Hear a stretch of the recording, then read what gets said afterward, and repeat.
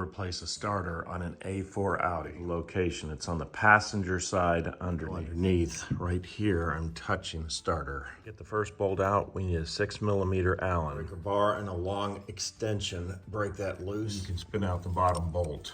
Make everything with this job very tight in there. This next bolt down in here, I used a technique I've never used before. Touch the bolt with the crowbar so you know which one we're trying to get. I've got a 16mm socket. I'll put it on the bolt and then ratchet it as close to the catalytic converter as I can. Work it onto the bolt. It just seems like no matter what I do, I can't get the strength to be able to push it forward. I use the crowbar and I go against the catalytic converter and the wrench and I push, and that gives me the leverage I need. Tremendous amount of force, but then I push it until it moves.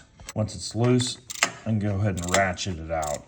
You can go ahead and spin it out. Very tight in there. With the two bolts, the starter moves. Before you take this out, you want to make sure you disconnect the battery, because anytime you touch this positive, you could arc everything. We'll disconnect this electrical connector. We pull that little red tab back. Little red tab all the way out. Then work the connector off. Pull the nut off and then disconnect the two spade connectors. I hook the starter up to voltage. You'll see that the Bendix does not come out. Put the new one in reverse order.